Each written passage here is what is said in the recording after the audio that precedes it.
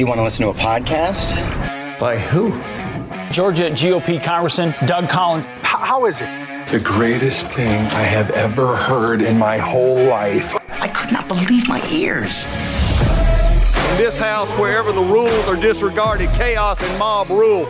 It has been said today, where is bravery? I'll tell you where bravery is found and courage is found. It's found in this minority who has lived through the last year of nothing but rules being broken, people being put down, questions not being answered. And this majority say, be damned with anything else. We're going to impeach and do whatever we want to do. Why? Because we won an election. I guarantee you, one day you'll be back in the minority and it ain't gonna be that fun. All right, folks, welcome to the Doug Collins Podcast.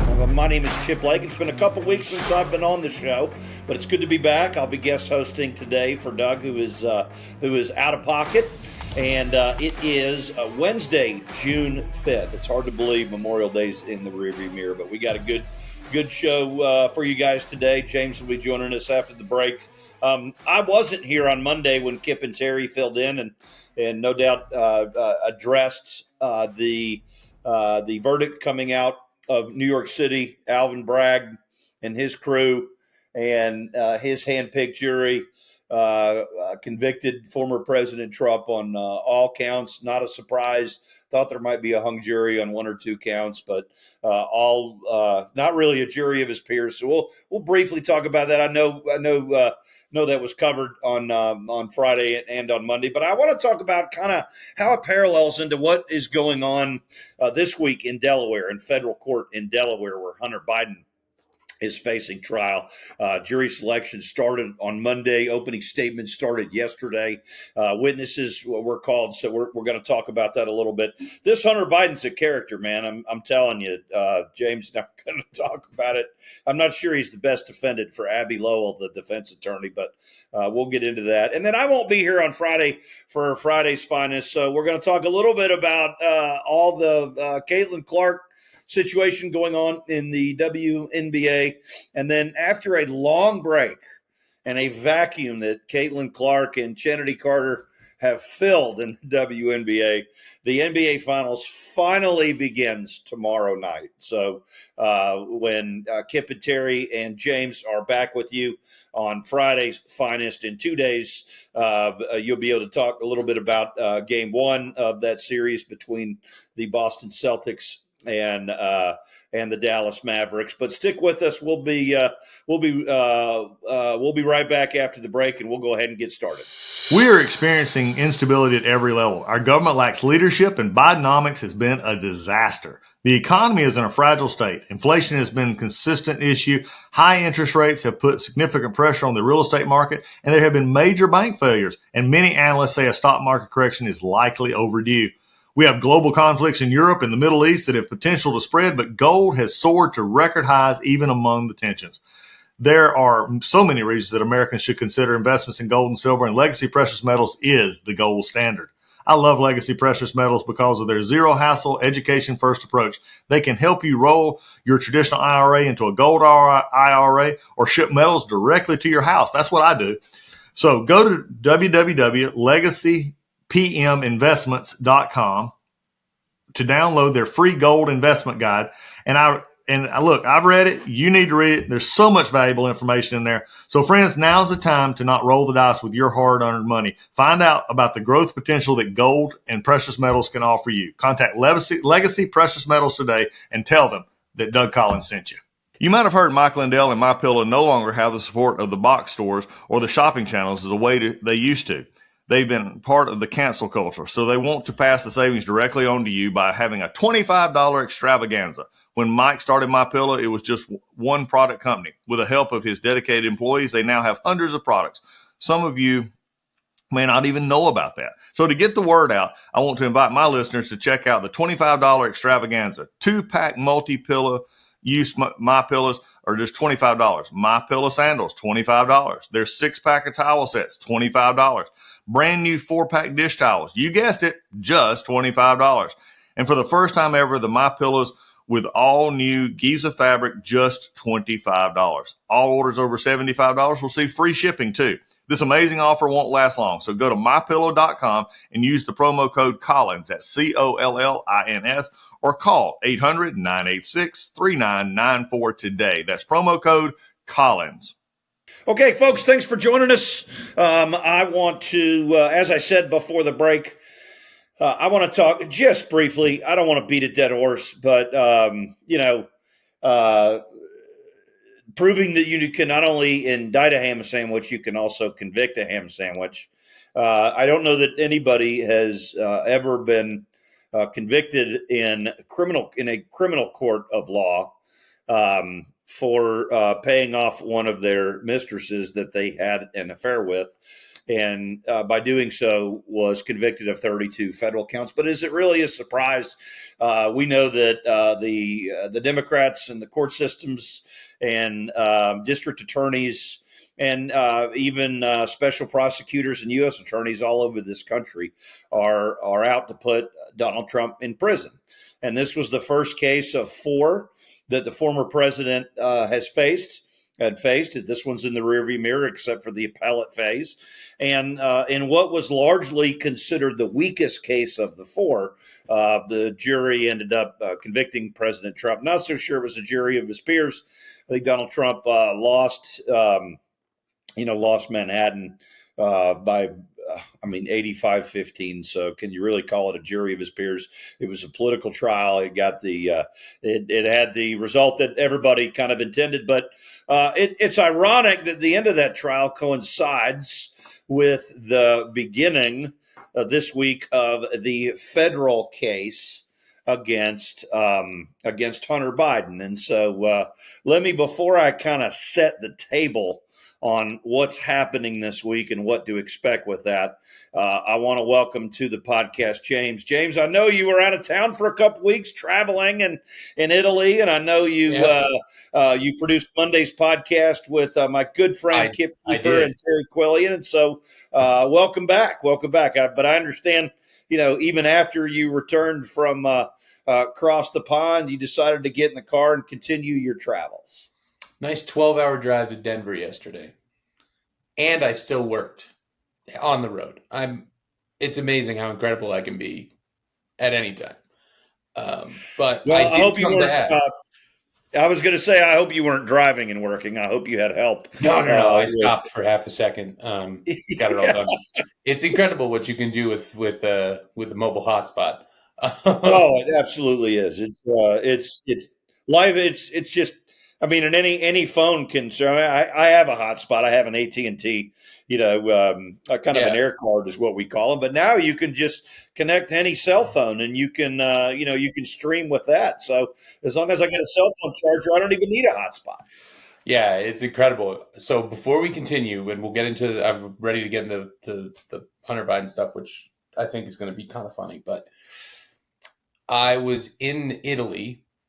And there's obviously a major time difference. I think it's like 8 or 9, 7 hours New York, 6 where I was in Dallas the other day. And I'm about to get on the plane first thing in the morning. I got a 12-hour ride home. And I open up my phone and I just see Trump has been convicted. And I just went, I have to come back to work. Yes. For a conservative network. Yes. To this. And then I just see the emails coming in. I was like, oh, God, my job just got so much more. See, I have more work to do, but I have more. It's obviously makes for good content regardless. It makes for tremendous content. The irony is I was on an airplane last week when the verdict came in. I was traveling from Boston back to Atlanta. And we had a late afternoon flight. And on any of those airplanes now, as I'm sure you had as well on your way, back from Italy, you have a TV screen in front of you that's right behind the headrest of the person in front of you. And so, when you're traveling domestically, Delta gives you the opportunity to tune into whatever channel you want. You can watch movies on demand. You can play games. You can watch CNN, Fox News, ESPN. And so I was just curious. I really didn't think the jury would. I didn't think the jury would come up. They had asked a lot of questions on the second day of deliberations to the judge, and it was on Thursday. And so I didn't think they were going to come up with their verdict. And I had just heard that that the judge is going to, it was like 4:10, and just heard that the judge was going to dismiss the jury at 4:30. And so I said, all right, well, it's good. So I'll get some work done. I'll kind of return some emails on Wi-Fi and just turned it on to ESPN, kind of had some earbuds in, but was kind of half listening. Right. And then, all of a sudden I was on the window seat. And as the flight attendants are coming down the aisle asking you if you want a soda or peanuts or cookies or something, I just kind of look over and everybody's TVs are on national news. Like, wait, I thought the jury was dismissed. You missed the live broadcast, brother. I was like, geez. I mean, here we go. Here we go again. But in the Trump trial, James, the prosecution, Alvin Bragg's team, kind of let the jury know on more than one occasion that they don't really, they don't get to pick their witnesses, right? I mean, witnesses are witnesses, and they're witnesses for a reason because they have material information that pertains to the case. And so, Michael Cohen, was not the greatest of witnesses, right? I mean, he's a TikTok star now. So. Yeah, kind of been proven to be a liar, and he had an axe to grind against Donald Trump. The same can be said for Abby Lowell, who was the defense attorney in Wilmington, Delaware, this week in federal court, who has a defendant by the name of Hunter Biden. And Hunter Biden, as everybody knows, is the son of President Biden. And Abby Lowell didn't pick Hunter Biden out of Defendants 101 either. Let me set the table for what's going on this week. And probably into next week, probably a 2 or 3 week trial. It looked like Hunter Biden and Abby Lowell about 4 or 5 months ago had an agreement with the prosecution that they were going to plea bargain. And then the judge at the plea bargain hearing, said to both the prosecution and the defense, hey, I mean, does this plea bargain on the gun charge, does this prohibit any prosecution in the future on any other charges? The prosecution said, no, it doesn't. The defense said, wait a second, that's the deal. We're only pleading to this so that we can get rid of that other stuff. And the disconnect there at that hearing meant how do you get that wrong, though? I don't understand. How do you get that wrong? It's kind of a big deal. How do you not know? How do you not know? I guess whose fault is that, right? Because if you're the defendant, right? Writing, it should say, if we go with these are dropped. And how is that even 110%? So let me tell you what Hunter Biden is facing and what he's charged with. So he's charged with one count of making false statements in a firearm purchase, another count of making false statements related to information required to be kept by the licensed firearm dealer, and one count of possession of a firearm by a person who is an unlawful user or addicted to a controlled substance. So if he's found guilty on all charges, he could face a maximum sentence of 25 years in prison, which we all know is highly unlikely, if not impossible.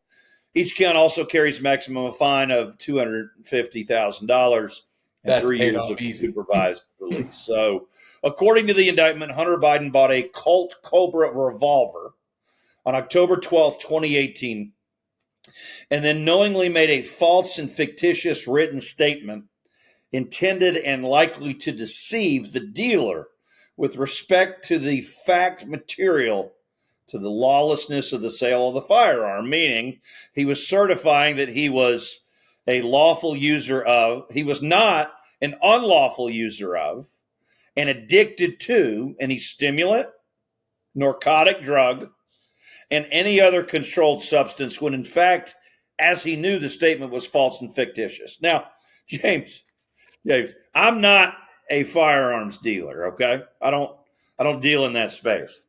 But if Hunter Biden ever walks into a gun store and sounds like the beginning of a bad joke. Something's wrong. This guy's been in rehab 8 times. 8 times he's been in rehab. He's been in rehab 8 times. One of the people who the prosecution is going to call as a defendant is a lady by the name of Zoe Keston, who is one of Hunter Biden's mistresses over the years. Hunter Biden had a long marriage to his first wife. They had, I think, 2 or 3 children. And then they divorced largely because of Hunter's substance abuse problems. And he ended up having an affair with his dead brother's wife, or widow. I mean, you can't Very make cool this guy. stuff up. But Zoe Keston, cool let me guy. read you this. Another woman who is romantically involved with Hunter Biden is identified by prosecutors as witness number 2, and she is slated to testify. According to prosecutors, she will say that she saw Biden use crack every 20 minutes, except when he slept. So when he was sleeping, Wait, he wouldn't wake up every 20 minutes and do crack. can I ask a question? Yes, sir. We already know he's a drug addict. We know he's a drug If he's addict. been to rehab 8 times, which God bless that rehab center. But if he's been to rehab 8 times, why do you need someone to testify that he does crack? I'm not trying to be like, I don't understand. Well, I suppose the answer is it's the timing of when he was using the crack, right? Because Okay. Because Abby Lowell, who's his defense attorney, he said that in the opening statement, he said that the gun was an impulse buy. Listen to this. Listen to this. You can't. It was an impulse buy. An impulse. While Biden was getting a new cell phone nearby. I love this country. And that therefore he might not, because he was buying a new cell phone nearby, that he might not have been paying much attention to the form, and that the store's employees were rushing him. So obviously the gun store probably right next to the cell phone store. Wait, before we continue, I just want to say yesterday on my drive here, good old real part of Texas I was driving through. There was a store and it just had a sign that said guns and chicken. It's my new favorite sign. I'm going to get that tattooed on my neck. It's the greatest thing I've ever seen. So I'm assuming that he was at the same store that said guns and cell phones. And that's where he got it. But here's my question. And I'm just totally, again, I don't know how much you know about the case. I only know what you're telling me. So you're telling me that this man bought a gun. He wasn't recognized, which good on the gun owner for not having social media, because that's the only way you can't recognize this guy. Because, by the way, before also, you go, his father was I believe. No, I was going to say his father was not vice president at the time. He had just done. Trump was in there. But yes, go ahead. I mean, it's not Here's like the other thing. his father was vice president of the United States 2 years earlier. Yeah. Why is he buying a gun in any capacity whatsoever? He doesn't need to buy it. Anyone could buy him a gun and hand it to him. So how did this go down that he got caught with the gun, and why is it becoming a case? Well, he's been under investigation. He's a shady character, right? I mean, Sure, under investigation for a million things. I know that. Not only with drugs and With the women money in China. and Right, money in China, but right. that's it. It all stems from in investigations into other alleged crimes. And then that led to this, which is something they're going to tag him for, so they can. It gets better. It gets better. Okay. Good. So Hunter Biden went on to write a book about his addiction. And not only did he write a book about his addiction, but he provided the voice on the audiobook of his book. So on opening statements in the hearing yesterday, James, the prosecutor played 37 minutes of Hunter Biden in his own words talking about his addiction and his timeline around his addiction. So look, I'm not a gun dealer. I'm not a defense attorney. Thankfully, I'm not a drug addict. But I think Abby Lowell has his work cut out for him on this case. What do you think? Oh my God. Could you imagine that you're trying to be like, no, trust me, I wasn't on drugs during this time. Not a problem. And then the prosecutor just walks over and just hits play and it's your own voice. Yeah, it's kind of a problem. You might as well have written If I Had Did It by O.J. Simpson. Like, well, as if it's not bad enough, it gets worse. Okay, let me read you this.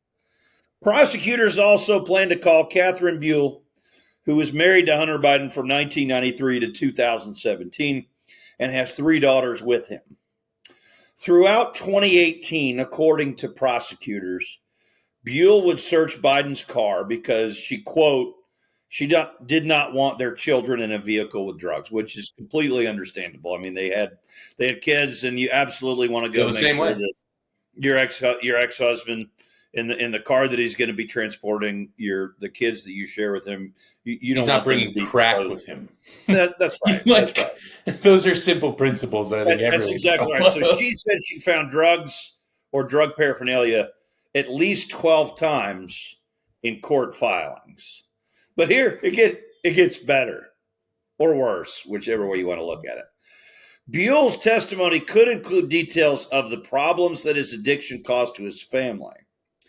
It won't be the first time opening up about her marriage because, James, in 2022, not only did Hunter Biden write a book, but his ex-wife wrote a book. And it's titled, quote, If We Break, a Memoir of Marriage, Addiction, and Healing. So now there are 2 books, not one, but 2 from both people in the marriage that talks about all of his addiction. And Abby Lowell is gonna defend a case. And his best argument is he was distracted because he had to go buy a cell phone. So he was out. He just decided to buy a gun, and they were rushing him with paperwork. Lowell gets paid either way, right? Lowell gets paid either way. There's no way. I'm not saying that Hunter Biden's not going to jail. He's not going to jail. Right? But not going to jail. I'm just trying to imagine that you pick up this case and you then find out that there are 2 books, one in the voice of your own guy, and you're going through all these things, and they have a million people working on this, and one guy raised his hand and was like, we could say he was distracted by a cell phone. And you're like, that's it. That's what we're going to have to go with because we're going with that. Here.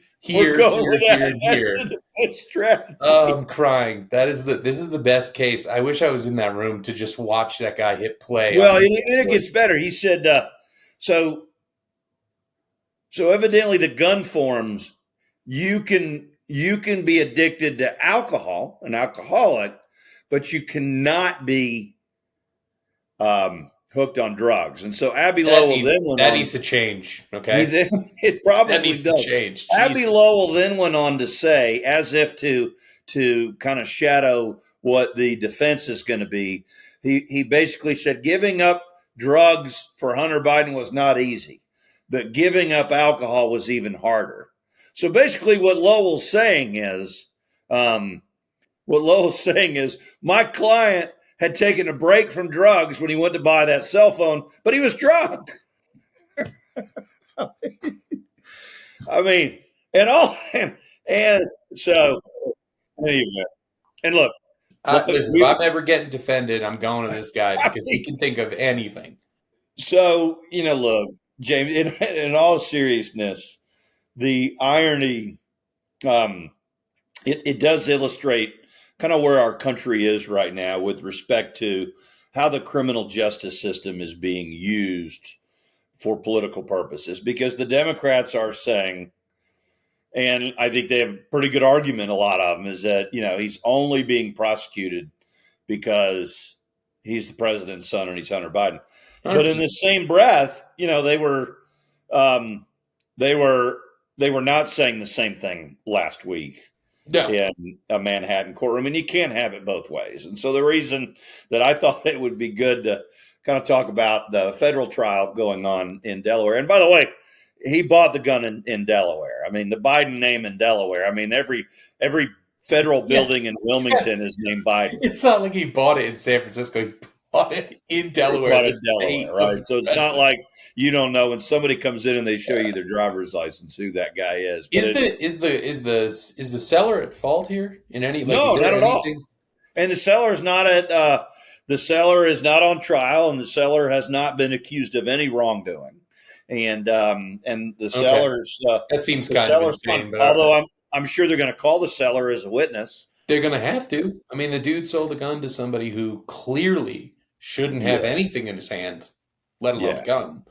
And look, his name is everywhere. Anyway, yeah, I'll let you. All I got to say is I hope and pray that I am never on the wrong side of the United States criminal justice system as a defendant in a criminal trial. Absolutely. And I have not been so far. God, I hope I never do. But if I do find myself there, I'm going to look into Abby Lowell defending. Oh yeah, see whatever you can think of. Let's change gears. We beat a dead horse, no pun intended.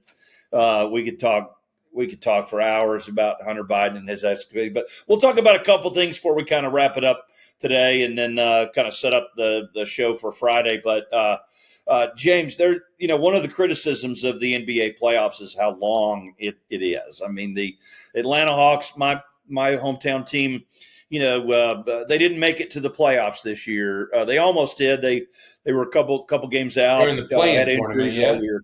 And they struggled. They didn't make it. Do you know when they played their last regular season game?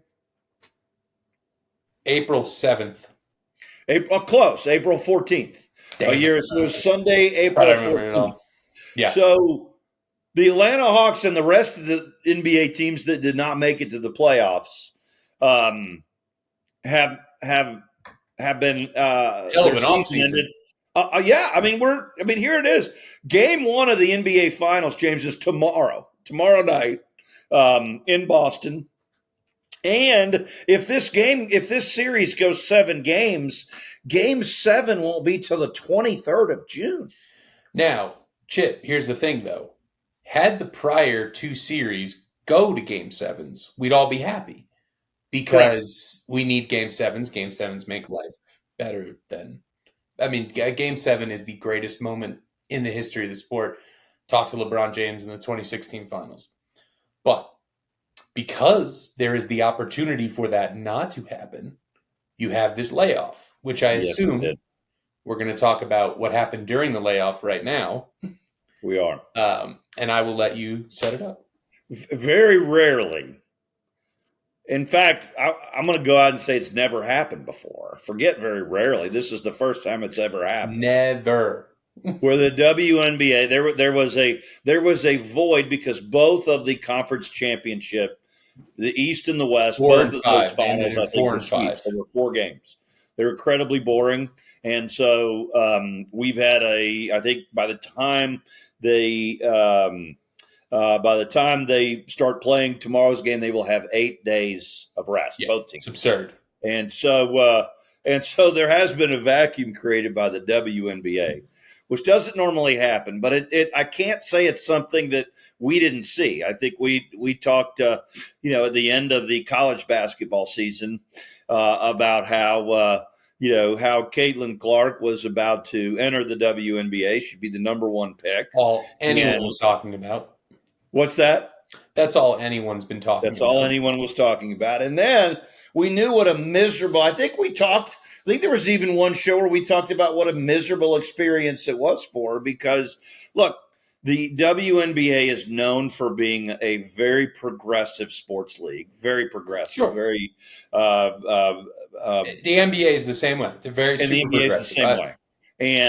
And they probably wouldn't argue that, right? I mean, that wouldn't be an allegation that was disputed. They would agree. A lot of them embrace it. Caitlin Clark is white. She is straight, and she played college basketball at the University of Iowa. And she's really good, James. She's really, really good. And so we knew there would be – you put all of those factors together, And I think we knew we would be in this position. But we got in this position in between the conference finals and the NBA finals. And it's like the only thing that's been going on in sports for the last week. Yeah, because Kennedy baseball Carter in a game on, I guess it was Sunday, I guess you could say it was a hard foul. It was an upgraded to a flagrant one. She checked her. But I mean, that's what happened. This girl's getting killed. Give me your thoughts on Kennedy Carter and Caitlin Clark. I don't care that Kennedy Carter. So I played basketball most of my life. I get hard fouls. I'm all for it. What I don't understand is the WNBA. Okay, let me start over because I feel like I'm gonna miss my point. No one cared about the WNBA. Now, then, and I hate saying this, Kobe Bryant passed. I'm talking way back, okay? Yes. Kobe Bryant passed. And it felt like there was a little bit of resurgence because he was fighting for it. Because his daughter was coming up, and Sabrina Ionescu was something impressive. And all the women coming up, like they were playing a better brand of basketball that we hadn't seen in a while. No one's debating that those girls are talented and they can all hoop. They can. I've seen it. Maya Moore might be the best female basketball player I've ever seen in my life. The problem is that no one cared. And then Caitlin Clark comes on the scene and just starts blowing people away. And for whatever reason, we're hooked on it. We can't get off of it. She's got the Steph Curry effect, where it feels like a drug. Where the moment you see it happen, you need to see it again and again. And as long as they keep impressing you, you will keep going and going and going and going. So she goes off, and because of her, we're getting other names involved, like Angel Reese, and we're getting to see all this talent do a lot of great things. And then towards the end of this season, when everyone was talking about her like she was a god, all the WNBA players came out of the woodwork and were like, yeah, she's good, but, and they kept saying but, and they kept saying but. She's going to have a real reality check. These are women who are getting a paycheck, and they're fighting for their spot on a team, and they haven't gotten the recognition they deserve. Specifically, I'm talking about Diana Taurasi because she was not a fan. It felt like, I'm not saying she hates her. I'm just saying she felt like she wasn't a fan. Diana's probably the one that's been most outspoken up until But I get it because she was her and wasn't getting the recognition back then. Okay, she's again, another person where you could watch her play all day. Caitlin comes in and she's immediately checked by every team she plays. First of all, they shouldn't have stuffed her in 11 games in like 10 days. They just forced it down our throats. I think that was part of it. They should have taken some time, spread it out. But these women are tired of hearing about her. They don't want to hear about her. They don't care. They don't care that she's in the league. They don't care that it's getting them charter flights. What they do care about is that their name is not being put up in the same as hers, and she's only been in the league for 11 games. I totally understand that. But now, because of this, and because she's getting checked by everybody, and those people happen to be black, we're going to talk about the race problem. 100%. And I hate it. I just 100%. want to talk about basketball. She got checked hard a couple of times, and I'm not saying they were intentional. They were 100% intentional to let her know, you're not going to walk in here and drop 40 in my house. And she's getting tossed, and it sucks. My problem is that her teammates aren't doing anything about it. No, they're not. Am I losing my mind? No, if you have no. the prodigal son sitting on your team, take that other team. I'm sorry, you got to do something about it. Well, I'm glad you brought that up because that's kind of where I wanted to kind of go with this. Is that they're checking her not just because, and you're right that they don't want to say, come on, you're not going to score 40 in our house, but they're also trying to provoke a response, and they've not generated 100%. They have not generated a response, and that's why they keep doing it. And that's why they keep doing it. And look, she is, and I think that's what would frustrate when I was a kid and I tried to pick fights with somebody in a sporting event because somebody was mean to me or did this. I mean, you hate it when you do that, and then the other person responds the way they're supposed to respond. Correct. They don't retaliate, right? I mean, you because then you always get the flag because it's always the person that retaliates in football that gets Every the flag. time. But if you don't retaliate, it might be the guy that starts it, and they're not getting a rise out of Caitlin Clark, and that makes her very different, right? She's not. She's been real good about it, Chip. Let's be honest. She said a couple things, and she's going to always talk her talk as well as she should. And I really don't want to make this about the other players because I 100% understand their frustration. I would be frustrated too if I worked my tail off for 10 years and all of a sudden they're just talking about somebody else. I get it. I get it. My problem is that if she's coming in, she's making the league a lot of money that you didn't have. I'm not saying to totally embrace her. You don't have to let her score on you 24/7. She's going to eventually. She's going to be great. I'm not worried about that. My issue is the jealousy is crazy. And I think there's jealousy probably on her own team because I haven't seen a single player come in and check. Like Kennedy, is it Kennedy? I'm sorry. Kennedy Carter. Kennedy Carter is a dog. She came in and she was like, this is my job. Caitlin's not getting this, whatever. The moment Caitlin was knocked on the floor, and she did do a little flop, but the moment she was knocked on the floor, Caitlin's teammate should have grabbed Kennedy and tossed her. Just move, just straight, but nobody got in her face. Her coach is doing nothing about it. They're like, we're going to send stuff to the league.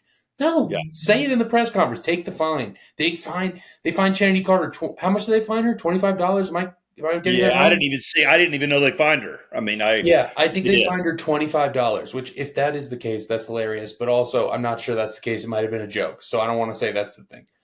But I'm baffled by the fact that like there's this entity in Caitlin Clark that is taking over the world. And the reason it's taking over the world is one, there's a massive gap in the NBA finals, but really it's because it's become a race thing and it sucks. Pat McAfee had to apologize yesterday because he's an idiot. I love him, but the fact that he called her that, I'm sure you saw it, was so dumb. But he's smart. He did it it wasn't a negative when he was saying it, but still, you got to know you're on TV, buddy. And it was also just like a dumb thing to say, but like that, if that's taking over the news world, and it's mainly because the NBA decided that we're going to take 8. Why couldn't they move the NBA finals up? Am I not understanding this? Why couldn't they move them up? I don't know. And the TV deal costs too much. Yeah, and back to the race thing too. I mean, and this is not. Basketball. I think basketball's not a white sport. Baseball is. Right? No, it hasn't been a white sport since 1954. That's right. It's just not. And so you have this athlete coming out of college has incredible talents. He's coming in. I mean, we all saw this coming. We all knew it was going to happen. And the irony is what you just said. The WNBA has never been a profitable league. These owners don't make a profit off of owning these teams. They don't. I mean, they lose money. Right off for them. It's a write-off for them, right? And but you finally what Caitlin Clark is doing that Kennedy Carter has never done is one thing. She's putting butts in seats. Yeah. Caitlin Clark is putting butts in seats. I mean, people don't show up to an NBA game to go watch Kennedy Carter play. They just don't. No. But I would go watch. Yeah, because it's not an indictment on her. It's got nothing to do with her. The WNBA has just never been a big butts in seats situation. That's right. And so the irony of all this is everybody says, oh, well, this is bad for the WNBA. Are you kidding me? This is phenomenal for the WNBA. Yeah, it's not bad. I heard Barkley say it's not bad at all. It's it's not bad at all, and it was fun to fill. It was fun to fill the void. I will say though, I listen to a lot of talk radio because I'm bored a lot, and I was listening to a lot yesterday because I had a 12-hour ride. People probably shouldn't get on the phone as often as they are on those things. They're saying some wild stuff. I'm listening to it, and I'm like, buddy, I can hear the racism in your voice. Just hang up. Yeah. And I get it. I get that there's a frustration. But if I hear one more person talk about the Larry Bird Magic Johnson thing in the comparison to an Angel Reese. Yes. Okay, please. I get the comparisons. They came into the league together, all this stuff. Larry Bird and Magic Johnson saved the league by themselves. With the two of them saved the league. Caitlin is saving the league. I'm not sure Angel is, and I'm not saying she can't hoop. I think that's the thing that people are bothered by. Is if you mention Caitlin, you're saying Angel can't play. That's not it. But here's what made interjecting Angel Reese's name into this conversation relevant is that Kennedy Carter, after the game, did not answer a reporter's question about the foul on Caitlin Clark. She said, "Next question," which is. I think she was probably told to do that. And I think that was good advice by whoever probably very good advice. And how she went to Twitter anyway, but the next day she holds a press conference with her teammate Angel Reese. It's almost like I have Angel here. She's new too. Yeah. I mean, she just came into the league too, and she's really good. And so I'm going to have Angel here to kind of help me make my defense. I think they're doing Angel dirty. I think they're doing her a disservice because, she's not the same player that Caitlin is. She's not the same excitement level, anything. She gets down in the paint. She's grimy. Right. So you're watching that. So you're watching her, and I don't know. I think it's unfair to Angel too because I get why she's frustrated. She's the darling of Instagram too. Like people love her. Yeah. She's great. She's good for the league. They're both good for the league. But do not tell me that if Caitlin wasn't coming in, we'd all be talking about Angel all the time. We just wouldn't be. And we wouldn't be. And it is what it is. So it wouldn't be. And that's we don't have to stay on this forever, but I just I just get so frustrated because we don't have to tear someone down to lift somebody up. But we also don't have to destroy the person that might save what could be a 10+ year career for you with real money this time. That's right. And you're getting all the off-court money too. Life is good. Why make it complicated? Why make it complicated? Speaking of complicated, the game one of the finals this week. We'll wrap up with this. I usually by this time of year, and I'll be honest, I don't really follow the NBA really closely. I go to so I got games here and enjoy it, and I have fun. And I like watching Trae Young play. I don't know that I'm going to get to watch that a whole lot. He's going to be gone soon. Don't you worry about that. I think he's going somewhere. But game one tonight, Mavericks and Celtics. I'm looking forward to this final, man. I really am. Kyrie Irving, Luka Doncic. It could be one of the – I think real quick, Chip, I'll let you go. I think people are not as excited about this because of the time lapse. I'm telling you right now. Oh, agreed. This is going to be one of the best in a long time. Yeah. The only thing is, and I want everyone to prepare, if this series is short, it is specifically because of one person, and his name is Kristaps Porzingis. I know that sounds insane. They have no one to guard him. And they have 4 other guys that can shoot it. I'm telling you now. Well, he's too big. They're going to put a guard on him because he's going to sit out at the 3-point line. They're going to have space for Tatum and Jaylen Brown to work. Drew Holiday's going to find him, and then Derek White is going to do everything he does, which is fill up the stat sheet in ways no one can imagine. But Dallas is the best player in the series. I'm saying Celtics in 7. I think it goes 7. That was mine. Largely because I want it to go 7. We all do, bud. We all do. But I think look, Porzingis has not seen the court since the first round, right? There's rust. So, how healthy is he? But if there's a healthy Kristaps Porzingis, it might not be close. Even if there's not a healthy Kristaps Porzingis, it's still going to be hard to bet against Boston. You're talking about the number 2 defense and the number 1 or 2 offense in the league versus a Dallas team that has come on strong because they have the best player. That's right. And it's going to be – we're going to talk about him and Luka Doncic and Jokic for the next 5 years as who's the best player in the league. That's going to be a conversation. And Dallas team kind of reminds me of some of LeBron's teams that he's had in the past, where they just kind of sleepwalk through the regular season and they don't dominate. But when they make it into the postseason, they get zoned in, and they're just they're tough to beat. I mean, they're tough to beat, and so what's really important. James, what's your prediction on the series? If you I got the Celtics in 7 as well. But if you watch this series, the deciding factors will either be Kristaps Porzingis or the paint points for Dallas getting Derek Lively, and Gafford, because those dudes, as long as Luka, if they can pull all their centers out, 100%. Luka's going to tear them apart, and he's going to find. There's going to be like 50 lobs every game. I'm telling you, that will be the deciding factor in the series. But I think this is going to be a fun one. And also, we got kind of two coaches that no one's really sure about, because Jason Kidd's been pretty good. Yeah. And Joe Mazzulla gets a lot of hate for reasons. He picked up a team after a crazy scenario with their previous head coach. So let's give him some credit. Exactly. And is this Mark Cuban's second trip to the finals as Mavericks? Third trip. Okay. 06 they lost, then they won in 11, and then 1-11. Now they're back here. That's right. I knew they won in 11. I couldn't remember if they'd made it before. Yeah, Mark Cuban. But been a while. But Mark Cuban took a franchise that was dead in the water. I got to say, that man, he's done well. Everything he touches is gold.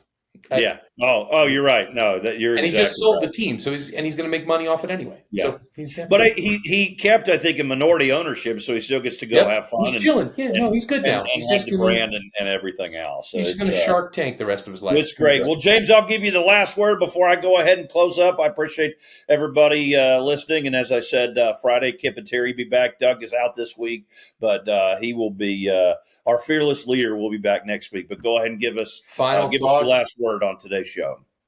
If you're a gun owner, if you are a gun store owner and you see Hunter Biden walk in, just remember that he's on drugs. You can't sell him a gun. Even if you're not in the state of Delaware.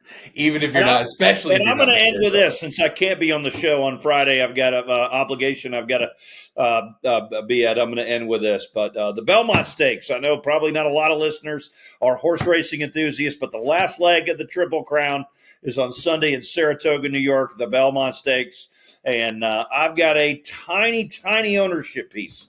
It sees the Gray, who won the Preakness Stakes in Baltimore 2 weeks ago.